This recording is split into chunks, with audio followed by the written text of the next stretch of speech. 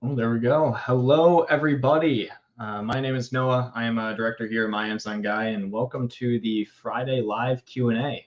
This is going to be my first one, and I'm excited to kind of get started with everyone here and answer all of your questions. So it should be pretty fun. We're going to run for about an hour, hour and a half or so today and answer everything that we can in between. So starting off today, let's get right into it with Max. Hey, Max.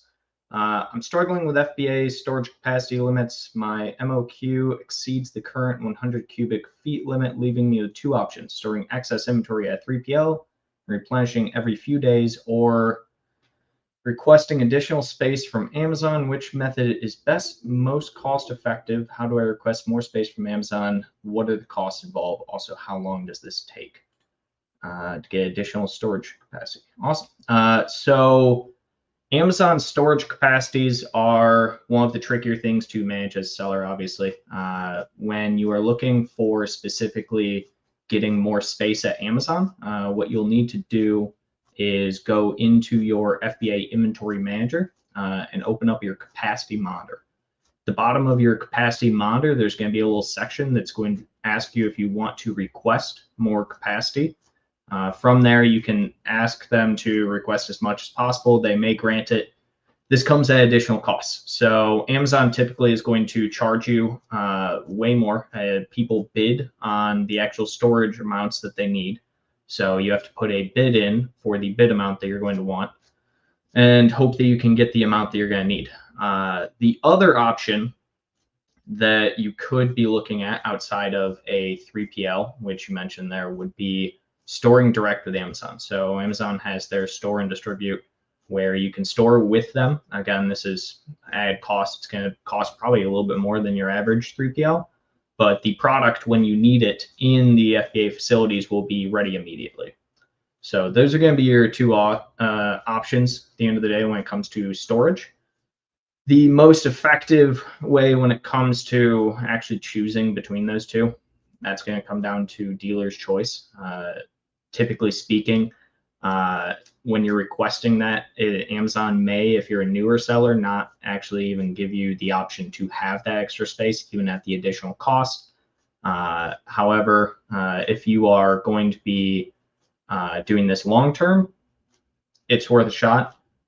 When you ask for the how long does it take to get additional storage space organically, that comes with sales volume. So that's product dependent at the end of the day. That's going to come down to what your product as a whole is selling. So if you are selling only 100 units a month, Amazon's not going to give you much storage space past maybe 3 months worth of storage because they want you to keep a healthy storage limit. So the goal at the end of the day is going to be there to raise sales. Your storage space will increase over time as your sales and your product sales go up. So perfect. Osos, hello, sir. I sell a seasonal product. I initially set a low price for launching, then I started increasing price every week. However, now every time I try and raise the price, Amazon takes away the buy box and doesn't allow me to increase more than 3 cents a day. Yeah, this is a very frequent issue that people face when trying to increase their price and even with a brand new product. Typically speaking, what it sounds like to me is that you are stuck in a situation where your average selling price is too low. So Amazon calculates your average selling price based off of what they have essentially seen. If you aren't getting enough sales volume, trying to raise your price more over time is only going to be a wasted effort. So the point of trying to get your price higher is because you want to get to where you want to sell to, right? Amazon wants you to sell at what everyone else has been buying the product at. So essentially what you're going to have to do is lower your price back down to figure out what your average is. And then over time, continually, as you're doing right now, just raise it what you can. The rule of thumb is, typically speaking, if you have decent sales volume, between 8 and 10% every single week, which sounds like you have been doing. But if you are stuck in a situation like this with the 3 cents a day that allowance that you currently have, it sounds like you're a little far off from what your average sale price has been, and you need to essentially take some time, allow for sales to come in at a lower price that will raise your overall sale price over time, and it'll allow you to keep raising that price up. So really, when it comes to raising price, it's a waiting game. It's a lot of just trying to get to where you need to be. The perfect is obviously trying to do a 10-week plan at around 5% every week, but that's not always going to happen given where your actual sales volume is at. So hopefully that helps, though. Okay, before we move on to the next one, give me a sec. Get a little tea. I'm a big tea guy these days. Okay, let's go. Looks like we have Michelle. Okay, hi, hey Michelle. Now, when you search on Amazon, you see variations that listing has even without clicking on the product, but each variation still ranks for keywords as separate ASINs as far as I know. After you merge ASINs, you are left with one main ASIN. Is there something I don't know? How do I merge all products in my brand and still have each product rank of keywords individually? So what it sounds like to me here, first and foremost, I mean, it sounds like one, you're talking about the newer feature with Amazon where you can see essentially all of the products on the main page, but it sounds like essentially you're trying to merge all of your variations into just one single ASIN over time and just have only one ASIN. If you're talking about specifically a parent, I mean, you'd still have all of your individual ASINs. That would be where that is. But if you are talking about actually taking ASINs and just merging them, the way that it works is essentially ASINs are going to be indexed and ranked on specific keywords over time. Even after you merge them, those merging and indexing will go in together, and they will essentially be ranking for that. So if you're talking and asking how to, I mean, the first thing there would be get ranking on your ASINs. If you are trying to merge different variations and then just sell only one variation, your biggest problem there is going to be that you're going to end up just primarily ranking on one keyword, or not one keyword, but you're only going to be primarily ranking with that main ASIN or main variation. So at the end of the day, what you need to do here probably is essentially, again, rank on all of them. And then after the merge, you should have better sales process overall. So you're not going to end up, it's not the same as reviews where you gain all the same reviews by merging the ASINs under one parent. So it's going to be much more similar to just whichever is highest for the ranking, you can end up gaining the highest.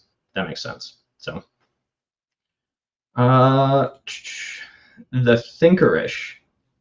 I have liquidated one product and about to launch another one. Is there something else I should do to the liquidated account? Close the listing. Thank you.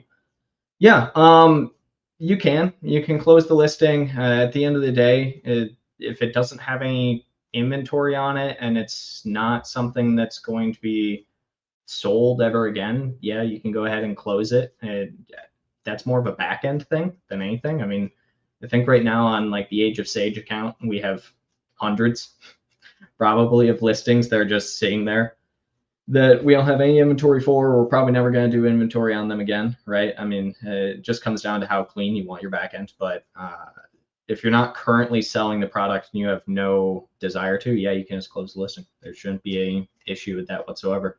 Other people could theoretically hop on the listing in the future, but that still won't have any effect on you. If it's under your brand name, that's the only thing I would maybe worry about. But yeah, you can just close it. Shouldn't be an issue.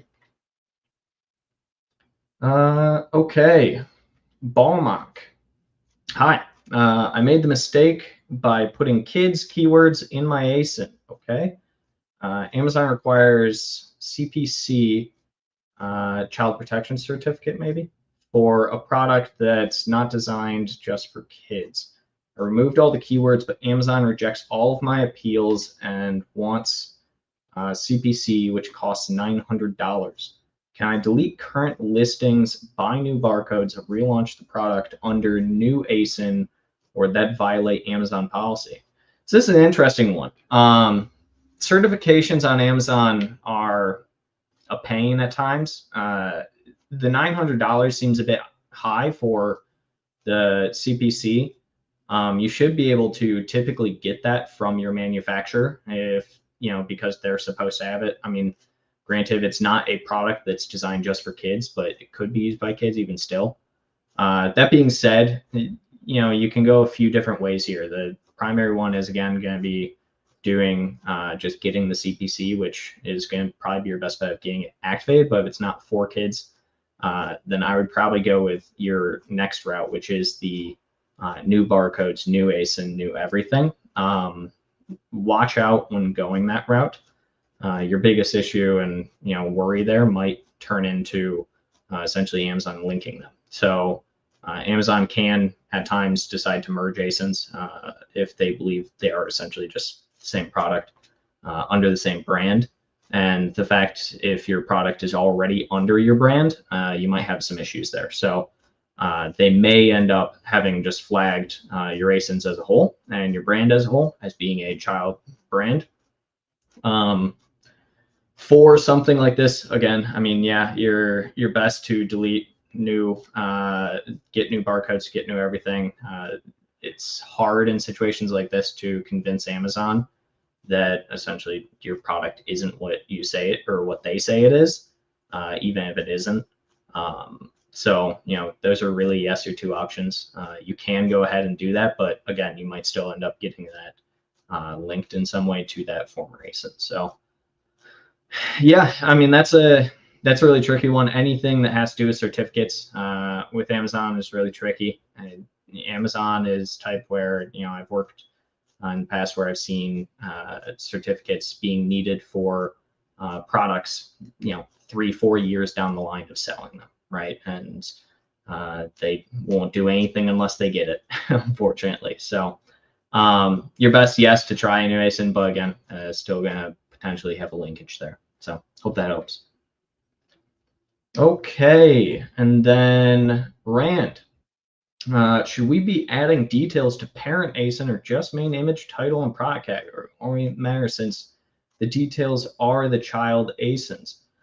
Add the details. At the end of the day, it's just good to add the details to the parent. A parent ASIN is still an ASIN at the end of the day, so treat it the same way. You want to have as many details in there as possible. It's going to still help with ranking, indexing, so on and so forth.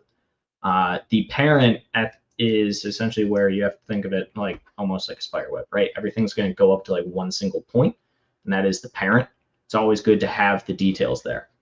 So yeah, add them there. It can't hurt anything. It can only really help with everything else, and even more so. The only thing to watch out for there as well is that sometimes if a parent can get like misclassified or something, you can end up getting your child variations taken down for that. But for the most part, no, I would just put everything in flat file form as well when you do that, rather than updating on the back end, just because again they can sometimes add random characteristics to the parent, and it's a real pain in the butt to try and update on the back end if you don't already have them. So okay. These are good questions. I like this. This is it's been fun so far. So let's see. Let's go to Benji. Okay, wrong one apparently. What is best way to change a generic brand name to the correct brand name? So the easiest and way at the end of the day is going to be working through brand registry. So if you have the brand registered under your Amazon account with brand registry, makes it a little bit easier. We actually just worked through this, I believe, on the Age of Sage account. What you're going to have to do is typically if they're not accepting just you trying to change it from generic immediately, and they're essentially pushing back on it, one, try and update with flat file. So the very first thing actually looks like, let's go. Yeah, also creating multiple branch out. Okay, got it. So yeah, update with flat file first and foremost. Benji, when it comes to the actual brand name. So try that. If it's probably not going to work, open case with Amazon. Amazon is going to essentially come back and say, no, we can't do this for you. You have to show that you've already put the legwork in of trying to change the name, and that you are the primary person who is adding to the listing. So if at that point they're not accepting it and they're still not letting you change it, what you have to do is you have to take a physical photo of your product and its packaging with your brand on that packaging. And what I mean is not like, we did it, I believe, with Age of Sage. We had like a sticker, but it works absolutely best if you have like a print, get a stamp of some kind of your brand, put it on the package. Doesn't matter if it's just a white box at the end of the day, but that's what you have to do. Essentially just take that entire package and then go through and send that picture in, show them, hey, this is the product that we're trying to change. This is ours. This is our brand.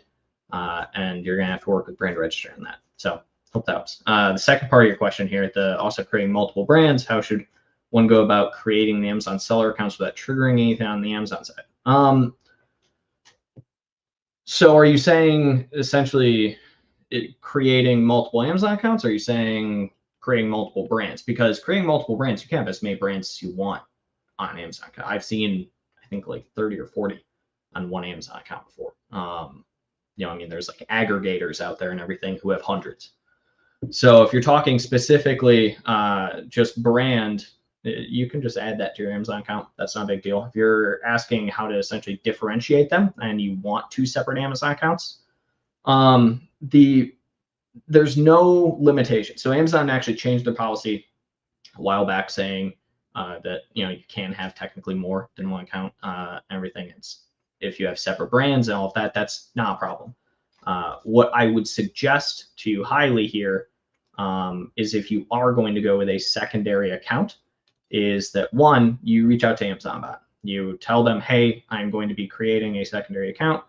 Do I have permission to do this? It's going to be for the X brand, which is completely separate from our other brand. It's going to be a completely separate business, X, Y, and Z. Usually they'll say yes to that. It's very rare to me at this point in time that they say, no, you can't do that.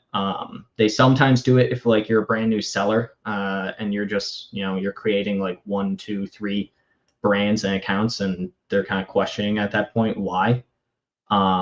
So I would stay away from that if you're a bit of a newer seller. And what I mean by that is probably like under 12 months. But past that, if you are working specifically on the two brands and you just want to separate, I would also suggest, make sure you have different everything, different business, different LLC, different address, and everything in between. That's going to probably be your best bet when it comes to that. So hope that helped. Misha, hey Misha. I'm enrolled in remote fulfillment. I sell in Canada and Mexico. Does Amazon include those sales from Mexico and Canada in my 1099? They should. So Amazon handles everything, but when it comes to Canada and Mexico, you're not going to have to deal with and report any of the taxes there. So Amazon handles the customer tax, customer pays for import fees, all of that, and taxes. When it comes to, and I assume you're talking about NARF here, in which case, yeah, they handle most all of that. At the end of the day, I wouldn't, worry about it. And Amazon should report all those sales. What you can do as well, if you have specifically like the Canada and Mexico marketplaces, you can have them send you a report of specifically those markets and have them essentially show, here's the X amount of sales. And they will even, if you're also enrolled in their conversion program and you're on those markets, they should be converting that if it's not just NARF that you're talking about. So that being said, yes, all sales that go to your account that Amazon's going to report in your 1099. So they need to be saying one for all sales.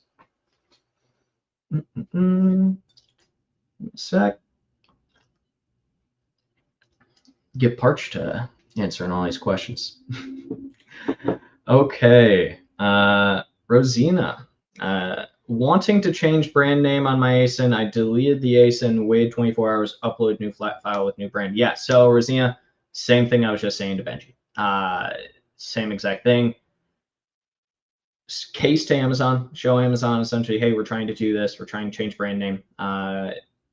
Show them, you know, the reasoning behind why you're changing the brand name. So is it a brand name? Is it under a brand name you already own? So is it, you know, Rosina's Flowers and then Rosina's Cups? You're trying to change it from Rosina's Flowers to Rosina's Cups. That's a lot easier if it's like two brands you own.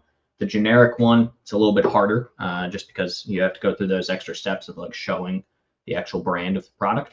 But for this, yeah, as long as you did the flat file, reach out to Amazon, let them know.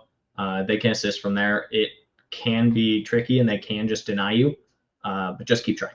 That's the biggest thing. Just keep trying, keep doing a flat file upload before every single case.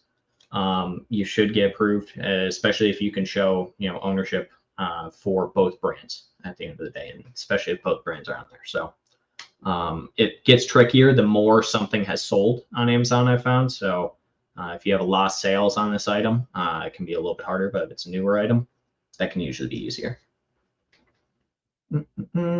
Okay. For launch a new product, what is the best PPC strategy?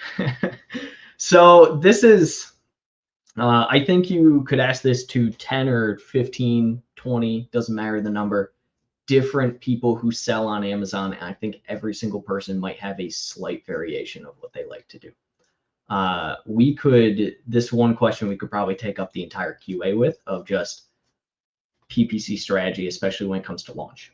It's going to be, at least for me, it's typically what I look into when I'm looking at it. So here at MAG, we have a specific process and a specific set of campaigns that we put onto every single one of our accounts. So we essentially do, we do an exact campaign, we do a phrase campaign as well.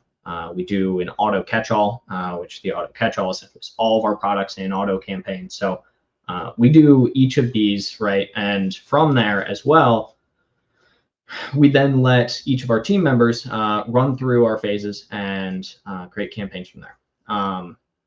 If we are talking about a brand new product launch, I personally typically go a few different ways depending on the category. So for instance, supplements, I'm going to tell you that you need to have, you know, a $10,000 budget for the first 3 months, and we are going to run at probably a 20, probably 50% tacos, if not higher. You know, typically speaking, when you are looking for growth with a brand new product in supplements, you need to compete because it's an extremely expensive category to compete in. The biggest thing with your PPC strategy launch is to make sure it goes alongside your organic.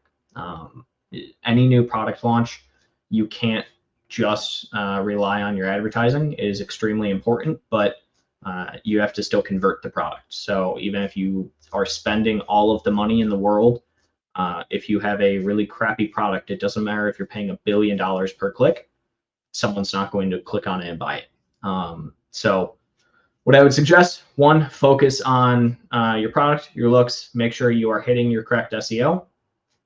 From there, look at your top 5 to 10 competitors or people in your competitive circle that you are trying to target, and figure out essentially what are they doing that works, what are they currently doing on their listings that works and converts. And then from there as well, set up campaigns. I would probably start also with a competitive campaign. I would do some product page targeting against your competitors. You know, that's a big thing.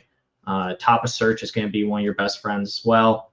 And essentially, I mean, from there, it's a big, make sure you have your SEO and your keywords down, and that's Amazon PPC. I mean, in a nutshell, at the end of the day. Again, this really is going to be highly dependent on the product and product category. You know, if you're selling a product that has 10,000 near identical competitors, it's real difficult to differentiate. And, you know, again, all the advertising in the world won't do much for you. So biggest thing at the end of the day, make sure you're targeting the correct keywords. If you are seeing that you are getting 1,000,001 impressions and you aren't getting any clicks, either one, you're targeting the wrong keyword, or you are not having a converting product. One of those two. So check your actual product from that standpoint. Karan, hello. Hi, Noah. Any data MAG has that MAG creates product families for a client, combines variations, etc. This makes sessions, traffic decline, notice this, and sales have dropped as a result. So it sounds like what you're saying, and correct me if I'm wrong here, but what it sounds like is essentially you're saying you combined your child variations into parent variations, and now you essentially are getting a lack of traffic on the ASINs as a whole. I've seen it happen before. What that sounds like to me is, and what I've typically seen with it, is that you are targeting incorrectly and ineffectively. If you had child traffic at an all-time high and you combined everything, you probably are missing targets on at least a few of the variations and probably the parent as well. Going back to our talk on the detail earlier. At the end of the day, I always am going to tell you to parent products. It's just usually better at the to parent products, and it's going to be better for conversion. It's going to be better for all the variations to parent. There are limited scenarios in which I would say don't parent them. What I would start looking into is see what you're actually indexing for and see what your actual targeting is on your advertising. If you are, for instance, targeting only the parent, I would target each one of the child variations. So even if beforehand you were targeting all the child or anything like that, make sure you're still targeting them and make sure that you haven't done anything major with your ads as a whole. I will say I have seen in general as of late, traffic and impressions have actually gone up, but conversion has gone down. I'm seeing that kind of across the board, but yeah, I would probably start there, check where you are essentially targeting everything, and then from there, check to see if you're actually targeting on your parent. Also check to see if there's any search suppression. That's something I feel like people miss a lot of times, especially when it comes to a parent. You can be search suppressed and not even know it, or have your featured offer just completely taken. So check those and go from there. Okay. Let's see here. THB was an appropriate ACOS when first launching a product. That's dependent on you, my friend. I mean, that is going to come down to what are your COGS, right? So what are your COGS? What are you trying to sell the product for? What are you okay with spending on advertising? Typically speaking, I focus more on tacos than I do ACOS when launching a product, because your ACOS is always going to be high when you first launch a product. You're competing as essentially a nobody. My biggest thing is like minimum 20. If it's a brand new product, launch minimum 20% tacos. Recommendation for like a steady product across the board is typically around 10% tacos. So yeah, around 20% is going to be your bare minimum there for a brand new launch. And again, this comes down to what's your product, what's your category, what's your cost, what are you trying to sell the product for? Those are all factors when it comes to day costs. There are products out there, supplements, actually, to bring those up again, are a product that consistently you can usually have around a 60-80% ACOS and still making great money on them just because they have great margins. So I would essentially do the calculation in your head, figure out what your kind of bottom line ACOS could be, and tacos as well. So how much are you making on the product? What does the product cost you? Take your profit from there, see how much you would be willing to spend, and what is your minimum profit margin. There are some people who, when they first launch a product, are fine with being in the negative for the first 3-5+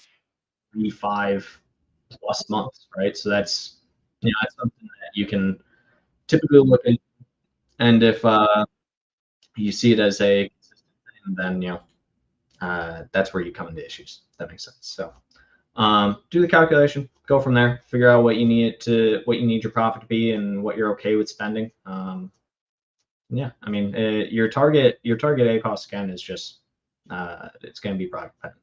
So, how to create a good title with Helium 10. This is an interesting one, sort of.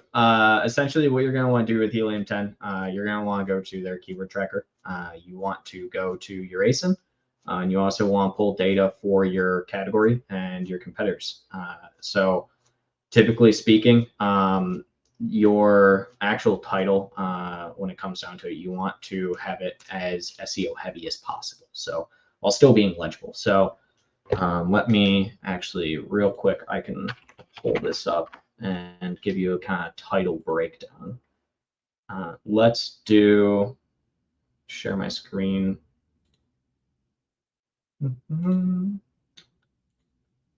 go to Amazon. Let's do real quick, just do balloons.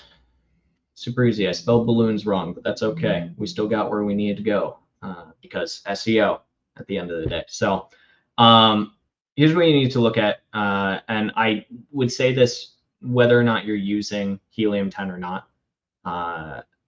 This is essentially, this is what ranked probably first, second, somewhere in there. 28 kids party balloons. Cool.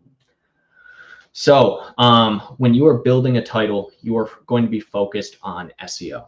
Your biggest thing with building titles is going to be figuring out what your actual keywords are that you need to be hitting. How you do that is essentially going to Helium 10 and doing your Helium 10 keyword tracker. So if I, give me 1 second here, because I don't think I'm logged into my Helium 10.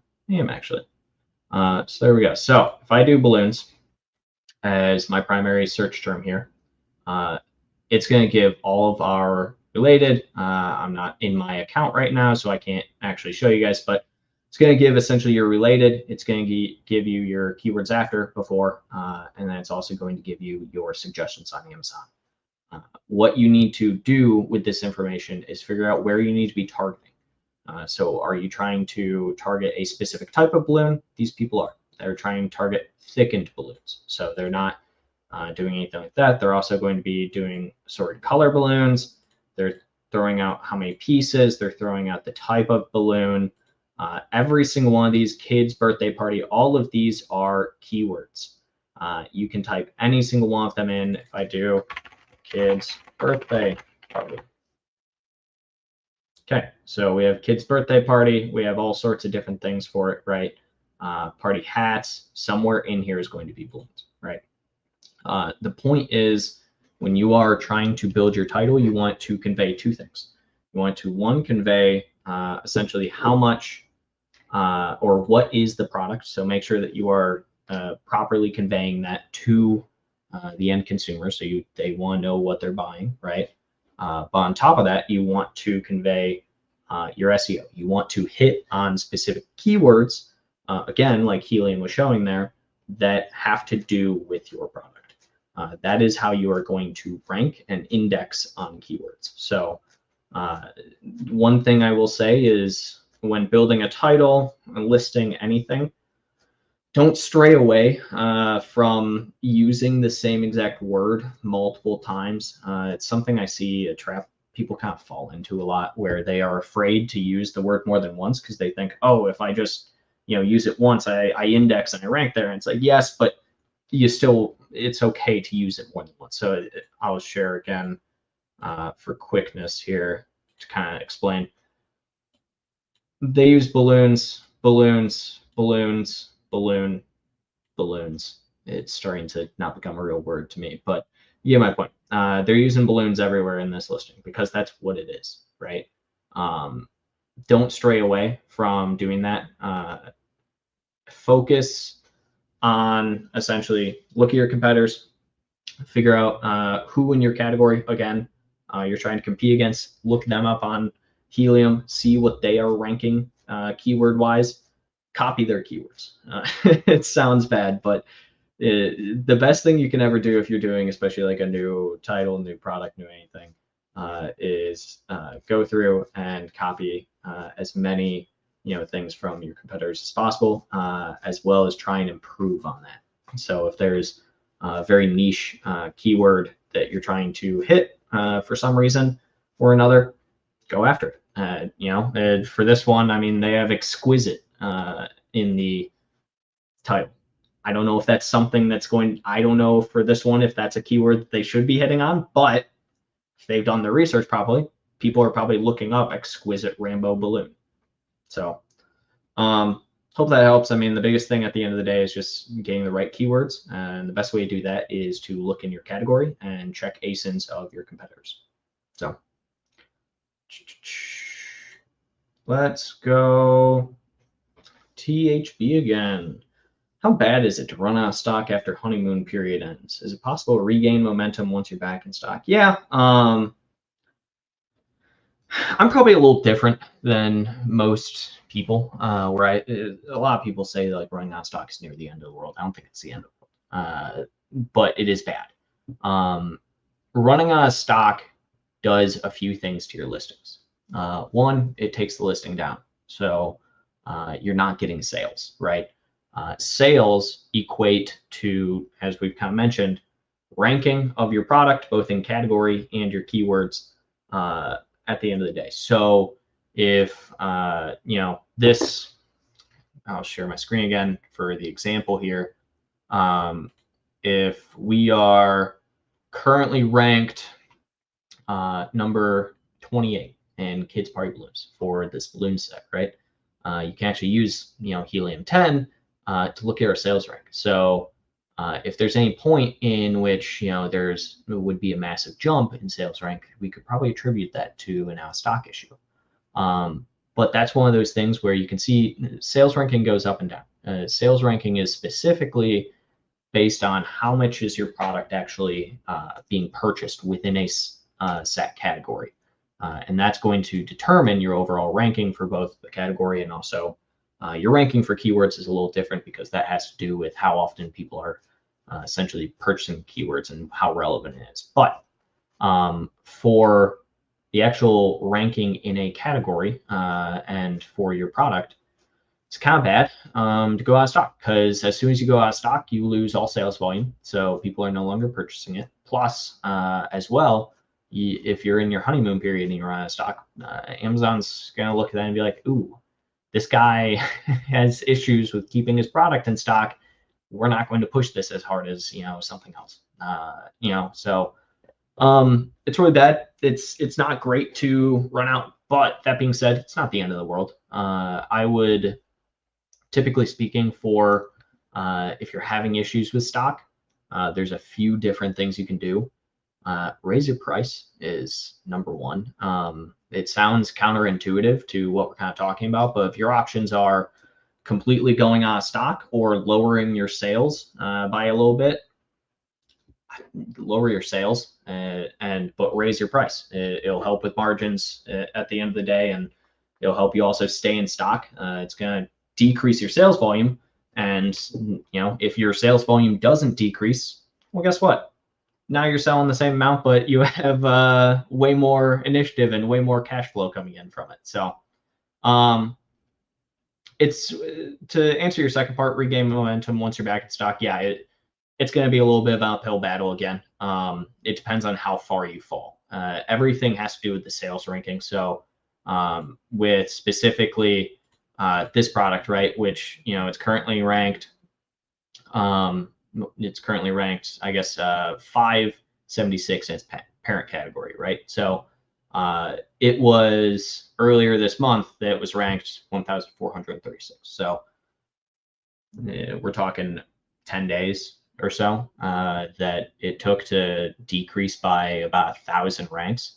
A lot of that probably has to do with advertising and where the product has been, but if that kind of helps at the end of the day, your big thing is imagine this as like a zero. You just shot up all of a sudden, and then you finally got inventory back in. You're back to advertising and doing everything you need to do. Boom, we're back down. So it's going to come down all to sales volume. If you're out of stock for 2 months or something like that, and you drop, 5,000 ranks from where you were, yeah, that's going to be hard to come back from. It's going to be pretty difficult. But That being said, if you had a good product to begin with, and good marketing and good advertising, enough so that you ran out of stock, shouldn't be too big of an issue on your end. So, okay, we are moving right along, everyone. Sissa, do you have tips when you dropped in seller rank? Our listing got closed due to increase in price. Therefore, we dropped a lot in seller rank. Yeah, so same thing I was just kind of saying. It's just an uphill battle when you get down to it. The biggest thing that you're going to be doing is essentially trying to regain that seller rank. So it's a little bit easier if you've already been there. Essentially, you got there at one point, right? So you know what you did to get there. A lot of it's going to come down to, again, advertising. It's going to come down to getting your sales rank back. Is going to be just a lot of advertising and getting your overall organic back as well. Make sure, the biggest thing I like to do if something like this happens and you lose a seller rank overall, again, like 5,000 points, let's say.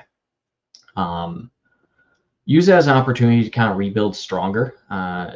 When you kind of create a product and it's not in, a super high rank or anything like that to begin with, and you get to that rank, you usually find things along the way that you're fine tuning and could, probably do better the next time around. So when your product's back up, use it as an opportunity to reflect on your SEO as you're going along. And the biggest thing is just make sure you're strong on your advertising, and you should get back there eventually. So the biggest thing also, make sure you're watching out for new competitors. I've seen a lot of times where people try and bring back old products or something like that. I think it's going to be the same. And, there's 10, 20, 30 new competitors. I mean, nowadays with China to bring in a ton of competitors, that's a thing. So do that. Check for your new competitors. Make sure there's nothing there when the product's back live.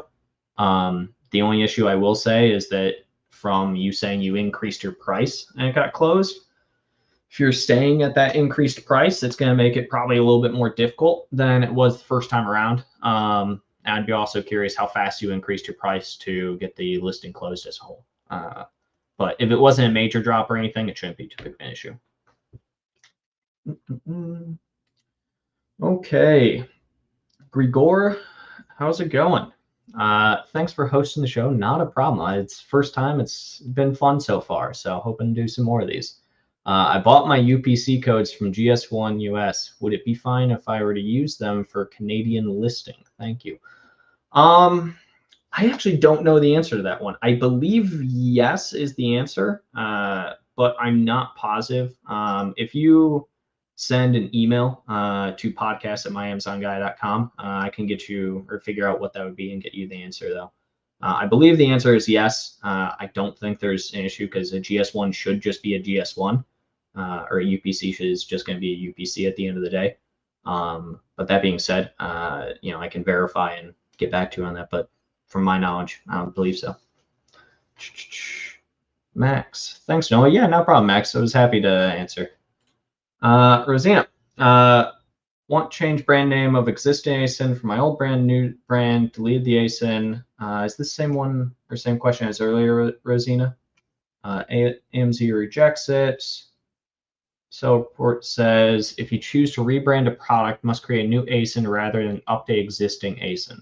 Is there a way to still convince Amazon old brand is not brand registry enrolled? Yeah, so this is probably one of the more difficult situations with the branding questions that we've had today. Again, is just Amazon's going to say that you have to essentially convince Amazon that it is misbranded right now, that it's not a rebrand of any kind. You're not trying to push a new brand out onto it. It's that it's wrongly branded.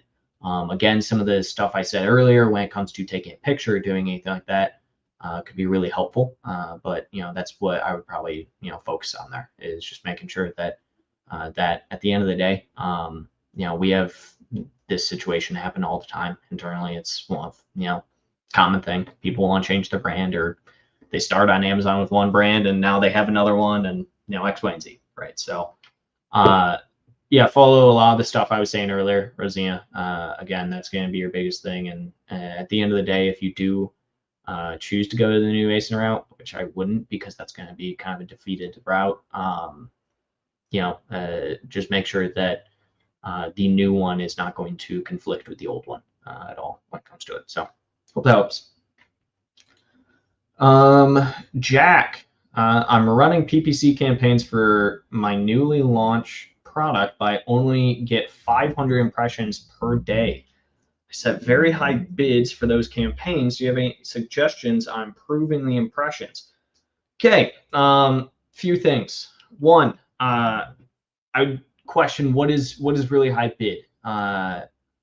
If you are setting an actually high bid, I mean, I would check your targeting. So one, are you actually running the campaign? Is it actually on right now, right? What is your daily budget? So did you set a very, very high budget? Are you running out of budget or anything like that?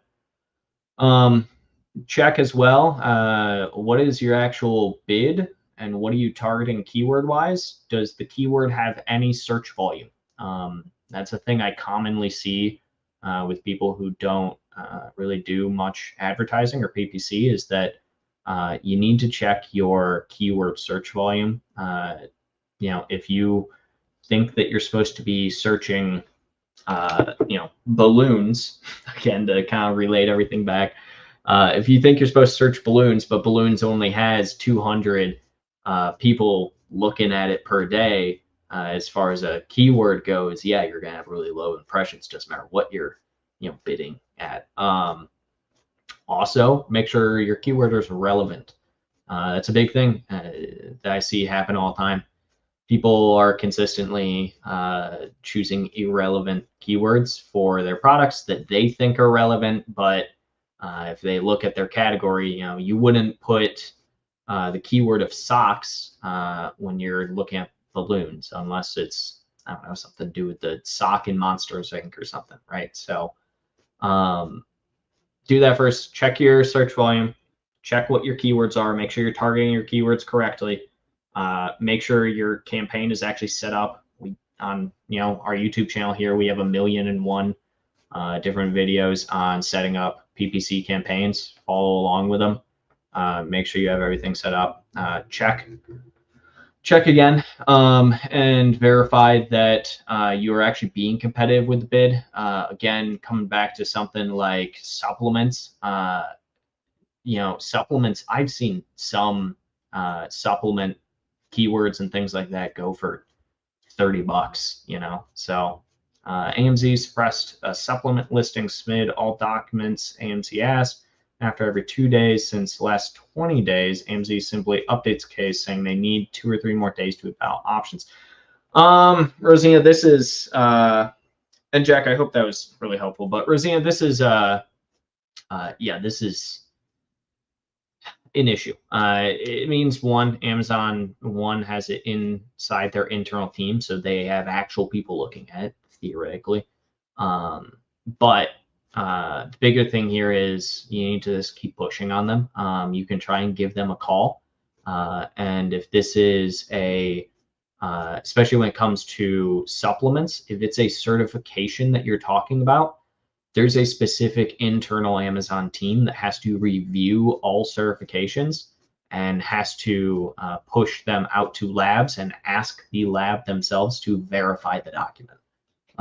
So, Rosina, if it's a common thing, happening here, it's going to be a bit of time. The biggest thing, don't let the case close.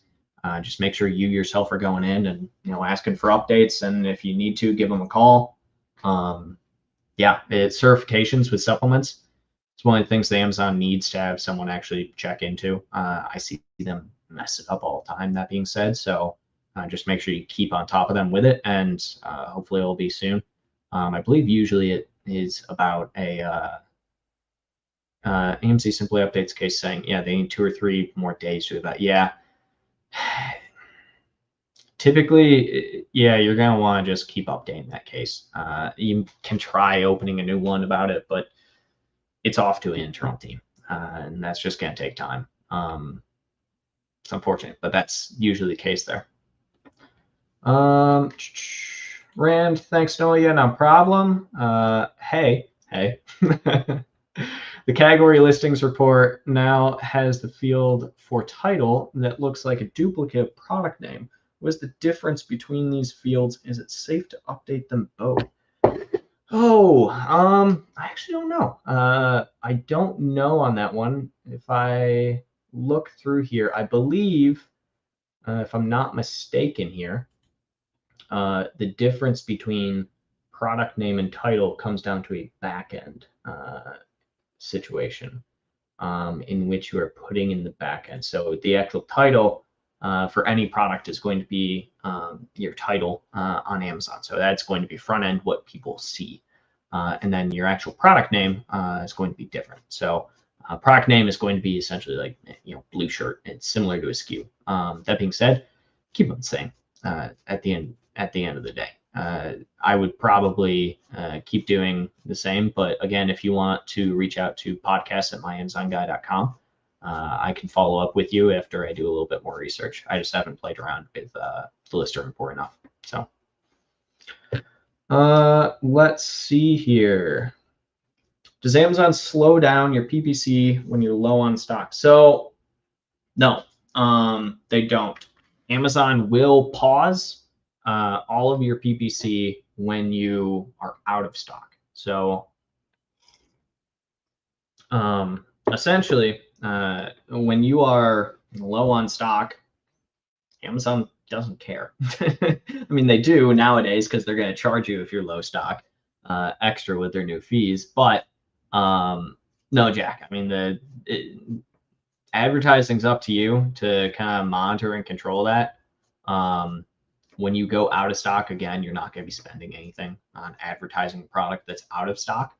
Low stock, you got to pull back yourself. You got to pull back on bids, pull back on budget, do it all. When it comes to that, usually what I say, if like you're in a situation where you're low stock and you don't know when you're going to get into stock again, pull back on your budget, your bids, everything like that, around 30-50%. Try for essentially, increasing your price on the product. Those are going to be your basic things. But no, Amazon's not going to just edit there for you. Slavika, does anyone have a recommendation for title length in the pet toys and pet apparel category? I'm going with a max of 200 characters, but getting recommendations from Amazon, that is too long. Thanks. Yeah, I mean, just stick with Amazon's regular. The recommendation at the end of the day, use as many characters as you can, as long as you are doing keywords that matter. The big thing is, if you are not like number 1 or number 2 ranked in a category, you want to be using as many characters as possible. Like that is what you need to be doing with any title, because you want to be able to fit in as many keywords as possible in there. The big thing is that once you get like obviously rank 1 to rank 2, you can look at taking certain keywords out and in, because it does look better to have a very short title, only if you're like the first person or the best product there, right? So, but if you're trying to grow a product in a category, use as many characters as Amazon will allow. It, even if randomly someday one listing comes up and it says 1,000 characters, similar like how they updated recently our generic keywords on the back end to 500. Use as many characters as possible all the time. Use them up because there's no reason not to. The only thing you'd be missing out on is just indexing and ranking on keywords. What is the way we can improve the ranking in less time? Okay, so ranking is relevancy, at least keyword wise, if that's what you're talking about. Keyword ranking equals relevancy. When and I'll share my screen real quick. When I go on to Amazon and I search, again, let's search for balloons. I spelled it wrong a second time. Okay, there we go. I'm searching for balloons. Okay, so we are looking to see what are these? So these are all sponsored, right? This one's not. So this is number one, seller. So when I am looking for balloons, this one is ranked number one for this keyword. It's ranked number two in party balloons. So there's probably something above it. But nonetheless, the point of this is that essentially you need to make sure that your product is as relevant as possible to a keyword. How do you become as relevant as possible to a keyword? One, you have to have the keyword in your listing to actually show it's relevant. So when you have a keyword in your listing like this, balloons, balloons, balloons, all over the place, right? So you have a keyword. When I search for that keyword, I, one, have clicked on this, say, okay, so that shows something. If I were to click off, that can show possible irrelevancy. But what this shows is essentially, if I were to add this to my cart, I go to checkout, I am now essentially showing to Amazon as a consumer that I found from this keyword, balloons, this product, and I found it extremely relevant to the keyword balloons. How does this relate to your own listing? If you are selling balloons, you need to have the keyword balloons, and you need to be advertising against balloons to try and essentially get that keyword higher on the ranking. So if I go share my screen again, you'll see balloons. We have some ads, right? So we have this one right here. This one is a sponsored ad right here. It's also number 182 in Kids Party Balloons. So it's probably not organically going to be here in this area. But it is right here because we're advertising against it. So the more that people come in, even though you're advertising against the word, and you click on, and they click on this and purchase it, that is what's going to come to it. So to kind of answer your question, how to improve in less time, get more sales. Ranking is equivalent to sales, which is equivalent to relevancy at the end of the day. So, okay, Superfrog, is there a way to set up A+ content, update for a future date? Want to coincide with a new SKU with improvements in an existing ASIN. New ASIN is being checked in and is set for a future launch. So are you saying specifically you have a brand new ASIN and it is set for a future launch, and you have A+ content for that ASIN that you want to push out with that ASIN, correct? I mean, correct me if I'm wrong, but what it sounds like to me, yeah, I mean, if you upload the A+ content for an ASIN that is not yet live, it'll just go live at the same time that the ASIN will go live. I mean, you're essentially building the A+ content for the ASIN, right? So unless you're asking if you can put A+ content for the future that is unused, I mean, yeah, you can upload A+ content to your backend Amazon seller account, and then you can attach it to an ASIN in the future, if that's what you're asking. Otherwise, I'm not too sure on what you might be asking here. So hopefully that answered that, though. Stefanos, when I watch some competitors that Amazon shows they have more than 50 sales a month, that is on the specific marketplace, or is it, or it's in general? It's on Amazon. Amazon can't see how many sales other people are getting on, you know, Shopify, Walmart, everything like that. So if you're asking like specifically how many sales, so or if you're saying specific marketplace as in you know, US, Canada, everything like that, it's marketplace specific usually. So that can include, if they're like NARF, that'll include NARF. But no, that's going to be for like, you know, US marketplace, so on and so forth. So you can, it'll show you in Germany, it would be, you know, 10 sales versus the 50. If that makes sense. Superfrog meant new SKU with improvements, not ASIN. Okay, so you're saying, is there a way to set up A+ content for update in the future? I want to coincide with new SKU with improvements on existing ASIN. Yeah, so same answer there. Still super. from what I was just saying, is you can upload to the back end. But if you're saying like specifically have it launch at the same time, just don't have the ASIN live unless or just until you want it launch. So, Karan, another limitation I've noticed with parenting products is the ability to spend a lot in PPC is capped, hindered. Hitting high budget targets, our clients have come to become has become difficult after parenting. So I think you're relating this back, Karan, to your kind of earlier question here with sessions and Amazon limiting.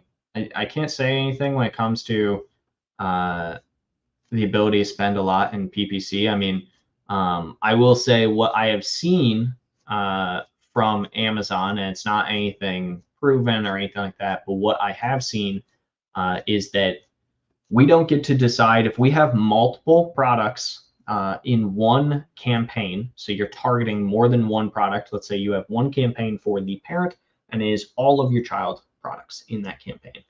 You don't get to decide at the end of the day how a $100 budget is divided up amongst the 10 products. So what I would suggest you do is create individual campaigns for each one. That way you can, one, set the specific budget that you want, and two, target how much you want to for each one. So if you have like one or two variations that are like your hero ones, higher budget on those, higher bid, unless you're trying to grow your other variations. So hope that helps. What is your suggestion for 3PL? I'm not sure actually if Mag has a specific one. I believe, and I can check right now, that if we go to myamazonguy.com and go to our partnerships, we can actually see if we have anybody there. But that's where I would check. I'm not positive on our current one if we have any that we currently suggest. I mean, there's tons out there, and you can, if you search 3PL for Amazon, you'll find 1,000,001. But the biggest thing, here we go. So share my screen real quick. If you just come to this page, myamazonguy.com, look at your third parties. This is where all of our third parties are. I'm not sure if we have a 3PL here right now. It doesn't look like we have a specific just 3PL on here that we're recommending. I would just say do your homework, see which one works best for you. At the end of the day, there's a million different 3PLs out there that can be anything from great to horrible. So biggest thing there is just do your homework on them and don't just rely on price, because I've seen a lot of people get burned on price. If you're more than just an Amazon seller, take that into account as well. Okay, and then Super Frog's back. I have a remote fulfillment set up for Canada from USA market as primary. For some reason, after many attempts, I am ineligible for the Mexico market. What could be causing this? Seller support is clueless as always. Yeah, aren't they always? Variety of reasons. I would need to know what your product category is. So, for instance, supplements, because that's what we're just going to keep relating everything back to today. Apparently, supplements are hindered a lot in Mexico. Canada Health, the FDA, and Mexico Health, they all have different regulations around what you can have. Yeah, it's a variety of reasons, right? So is it potentially illegal in Mexico? Is it the type of product? Without knowing the specific product or anything like that, I can't really give you an answer there. But I would check into essentially Mexican regulation for if you have a specific product, or at the end of the day, it could also be a size issue or just not enough inventory issue. I've seen both those be issues as well with that. Okay, Zhivago.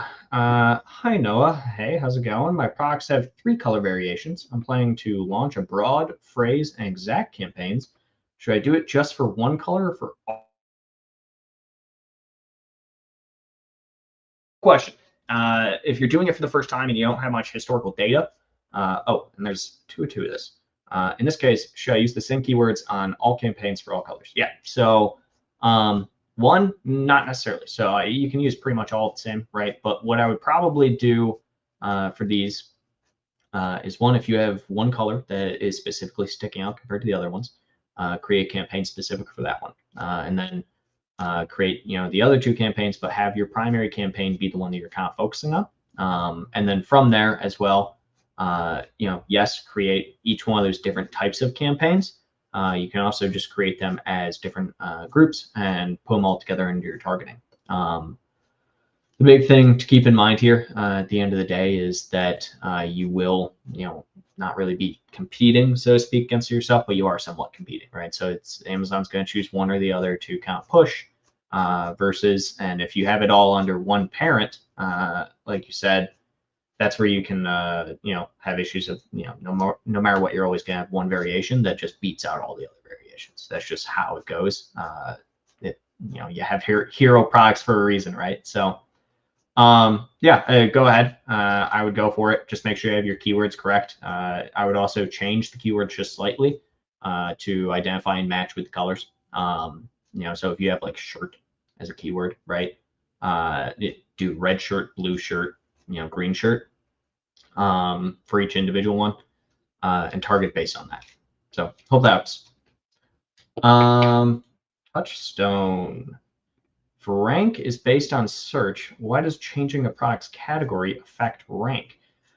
Because there's two different types of rank, Touchstone. So let me pull up again our trusty example of balloons. There's two different things that you are ranking for. So technically more than that, but to make things simple here, or as simple as possible, you can see up here, and I'll just actually click into this so you can see it from the Amazon side rather than the Helium side. This product is ranked in two different places. It's ranked number 17 in toys and games, which is your parent category, and then it's ranked number 2 in kids party balloons. So when you are on Amazon and you come over here and you go shop by department, and I want to go to, let's see, toys, kids, and baby. Under toys, kids, and baby, which is a parent, we have toys and games, right? So that's where we're at. So this is our top category. So under toys and games, we are theoretically ranked number 17 in this category, right? This is our parent category. This is what it looks like. That's because we haven't chosen anything underneath it. Whereas, kids party balloons is somewhere in here. You can get very deep when it comes to your actual category ranking. To answer your question in full, when it comes to why is changing your product category affect rank, because if you're not in the correct category, you're going to have a different rank. I mean, you can't have the same exact rank in every single category because every single category has a number 1, right? So it doesn't matter if you're number 1 in toys and balloons. If you switch over to arts and crafts, you're not going to be number 1 because there already is a number 1 in arts and crafts, right? So, and you have to show that you can be number 1 in that category. There are times where Amazon will switch your category if it shows that you are being purchased and they think you are more likely to do better in a category, or you're more, I shouldn't say do better, but probably more relevant to a certain category. That's pretty frequent. But outside of that, yeah, I mean, that's why, it's entirely based on, what category you're in, and you can't have the same, 2 of the same exact number in the same place in the same category. So hope that helps. Okay. If adding variation to existing listing, how will it impact it? Organic, ranking, relevancy, other. Okay, and then want to delete one variation from listing, can't find the parent. The inventory tab does not show that parent to edit, delete variation. Okay, let's hit your first thing. If adding variation to existing listing, how will it affect organic ranking? So number 1 thing is always going to be our reviews. So that's going to be the primary thing there. Check, if you're trying to get more reviews, best thing you can possibly do is merge child ASINs into a parent. It'll merge all the reviews together. The second thing there is, yes, it affects all of the above that you're kind of talking about there. You are going to be affecting its keyword ranking, but its keyword ranking is still going to be specific to product. It does help overall with the rest of them if you have like a #1 rank, and but that's more of a situation of if you go into a parent listing and you see 5 variations and you clicked on the #1 child, there's likelihood to potentially click on the other ones depending on what they are, right? So yes, it does conversely, but it's more of a byproduct than anything, if that makes sense. So to answer your second part here, want to delete one variation from listing, can't find the parent. The inventory tab does not show the parent to edit, delete the variation. Delete one variation, can't find the parent. So you need to, I mean, that's the primary thing. If it's not showing the parent, that makes me wonder if there actually is a parent, because when you go to the inventory tab, there has to be a parent with all of its child ASINs under it, right? So I'm not positive on how to help you here, but if you shoot an email over to podcast@myamazonguy.com with some like images and whatnot, we might be able to just kind of show you the solution over there. I'd be happy to. So, okay, Micah. Part 1, we have buyers that keep making purchases to abandoned houses, then return our product in an empty box, but Amazon is already approving them, so we are out the money and the product doesn't get sent back. It is a large product at a high price point, so this is a big issue and we can't do FBA. How do we stop this from happening? We're getting like 20 a month at $300. Yeah. Yeah, this sucks. Okay, so you're not doing FBA, so this is FBM. So first and foremost, that means you're going to be covered under your claims, right? So you need to be submitting claims for every single one of these. You need to be documenting this very heavily. Some of your best friends here, oddly enough, even though everyone kind of usually says they're not best friends, is shipping companies. The reasoning for this is that when you ship the product, you will have a weight that the product is supposed to be, and when they ship it back, it will be more than likely a different weight than when you shipped it there. If they're taking the product, if they're loading it up with like rocks, dirt, stuff like that, I've seen that happen at the end of the day. It's why Amazon nowadays will flag FBA returns, because it was a big thing for a while. But the big thing here is, one, you need to be submitting claim for every single one. That's first and foremost. And then past that as well, you need to also be working on essentially documenting as much as possible here. So you need to document the weight going out, the weight coming back in. You need to document, record a video even. Anytime you're opening up a return that's being sent to you, take pictures, take proof, things like that, submit to Amazon. This type of stuff where it's going to happen, unfortunately. But when they send something back, that's when you can usually help. And if you never get anything back, work with Amazon on it. Once it becomes a more well-documented issue with you, it'll become easier over time. It shows essentially that the product has high velocity for it, and Amazon can usually sometimes help you with that. So biggest thing here is going to be documentation and working with Amazon on it. If they're kind of not really helping you on it, this might be something that you can reach out to my refund guy over here with us, and we might be able to help you out with it. So Touchstone, it's hard to see. What is your other extension showing above Helium 10 extension? Other extension showing above Helium 10 extension. I don't know exactly what you mean, Touchstone. I mean, let me see. My other extension, I mean, I have a few here. So I do Helium 10. I do image alt text. So this one will show you all the alt text on A+ content. I do Google Translate just because I'm in a lot of foreign marketplaces. This is just a screen recording one, screen recording. This one right here is Keepa. I like Keepa. It's a really nice one. And then 1Password. But if you're saying like this right here, the search expander, I mean, this is Helium 10 still at the end of the day. So there you go. Okay, we're gonna try and hit a few more here, guys, before we wrap up. Hamid, how to hunt products for new seller in UAE? Ooh, can't understand how to start on. So new products, that's not really our forte here. You know, it's not, at least finding manufacturers and stuff, that's not really what we do. For finding new products, there's a million ways to go about it, right? So the logic answer here is to say, look, using Helium 10, figure out the product category that you want to be selling in, look for products in it, come up with it, find a manufacturer for it, go from there. Logically speaking, the best way to find new products is to find a category or a niche that you want to sell in. You think that, do your research with Helium 10, look at how competitors are in it right now. Does it seem like it's viable to start selling in? Again, something like supplements, that's going to cost you thousands of dollars to do anything in. Something like toys, restricted category. Typically, we had a guy earlier with the CPC thing with kids, right?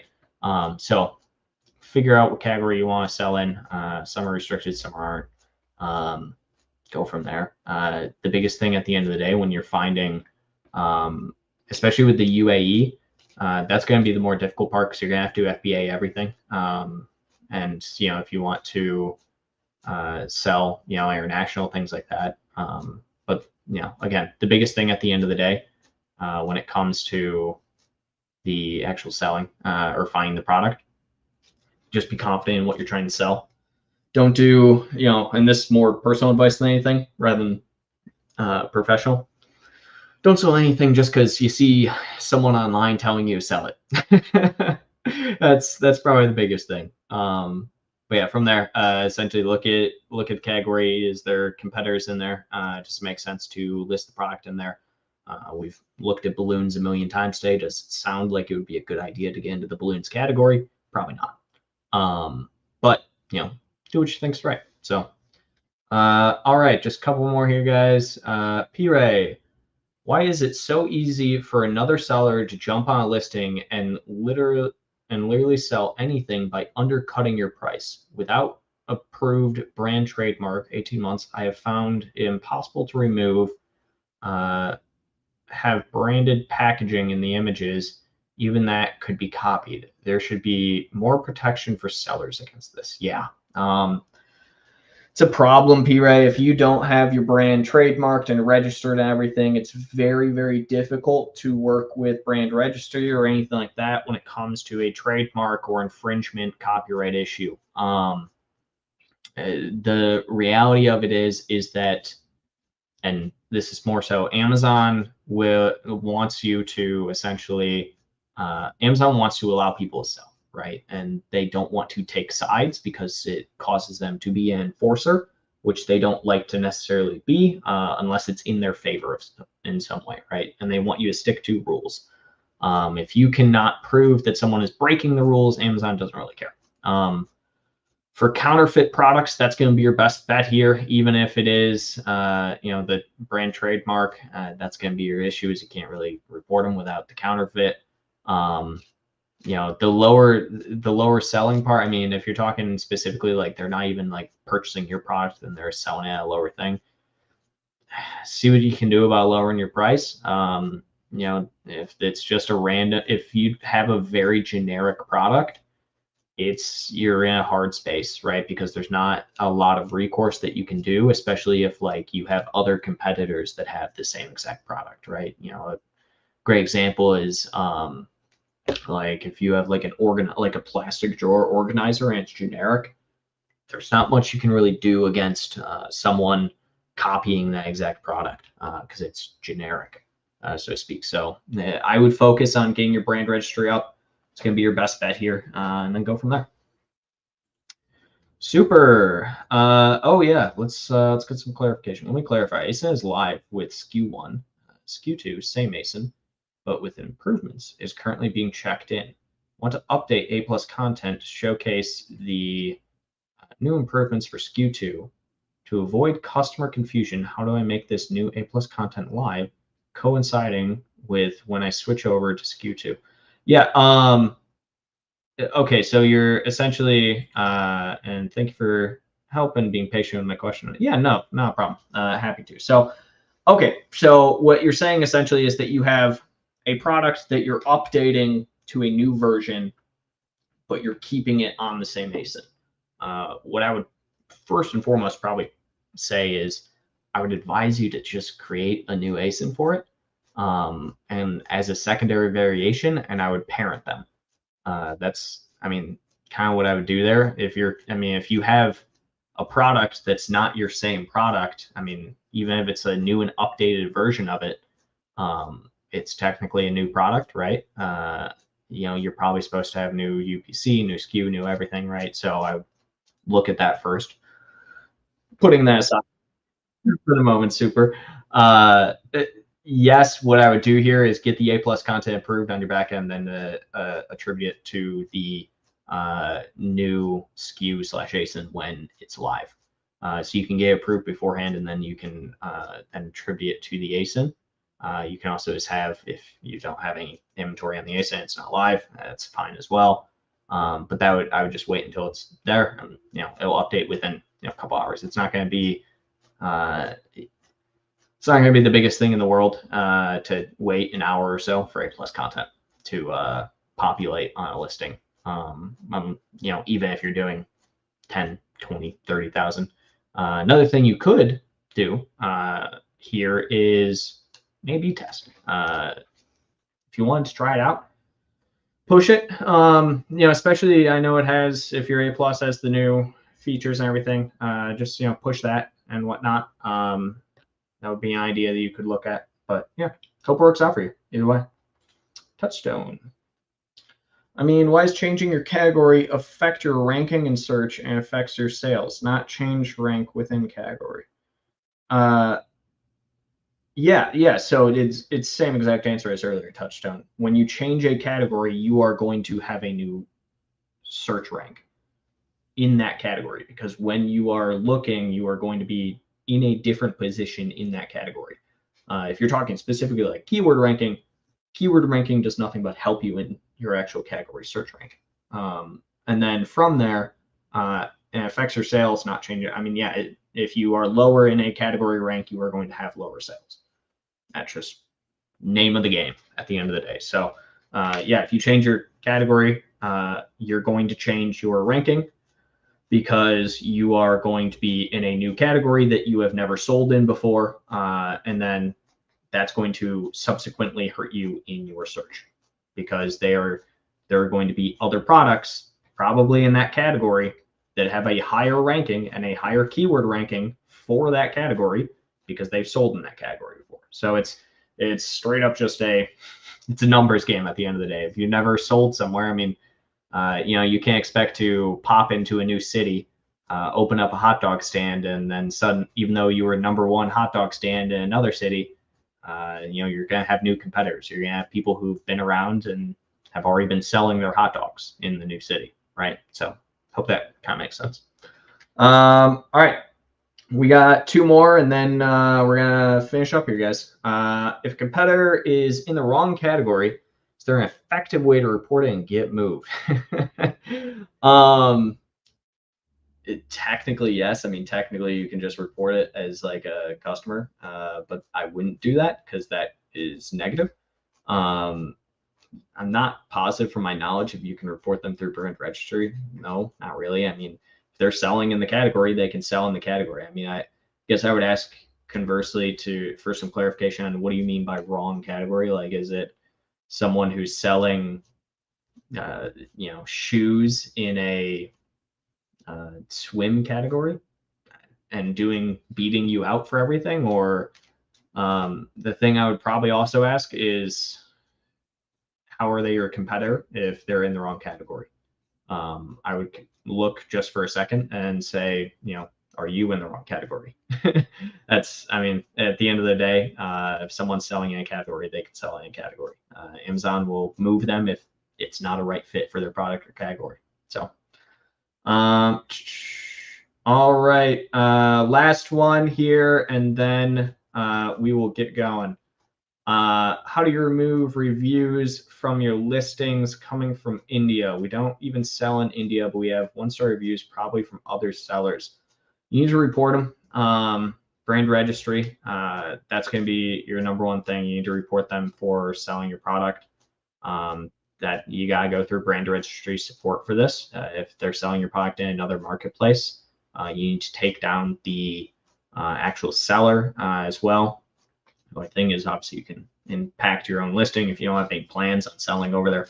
Not a problem. But the one-star review, I mean, if it's coming from like other listings and other marketplaces, I mean, that's not that big of a deal. I would just report the other seller. And if you should theoretically own the ASIN, if you were to be registered in India, you should be able to remove the ASIN. But yeah, I mean, I'd go from there. Brand registry would be your friend here to an extent, as long as it's actually your ASIN and you actually own it. If you don't, that's where you're gonna run into some issues when it comes to oh, I see your second part here. It says reviewed in India. Yeah, so that's the thing there. My move is essentially it just means that they reviewed it from India. So that means they purchased it, still just a person who reviewed it there. But if you're saying specifically from marketplace, I mean, I don't think that's a thing really that can happen. Could be wrong there though. I'm not too positive on that. But like I said, if you're having issues with other marketplaces of any kind, which I don't think we even can get it over there at the moment. So either way, if it's like a US thing, we won't worry too much about it. So, all right, guys, that is going to be it today. I have to hop off here. That being said, it was fun. First one after all, and had a good time here. We will be back regular tunes, Jason programming next Friday, more than likely. I'll probably pop in here and there. But that being said, check in next, I believe, Wednesday for our typical CTR with John Aspinall. Again, next Friday.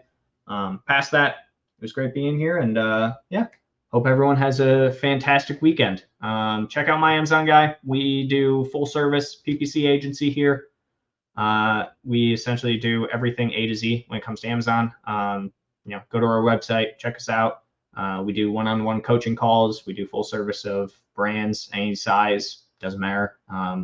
Schedule a call with us. So hope everyone has a fantastic weekend. Thanks, everybody.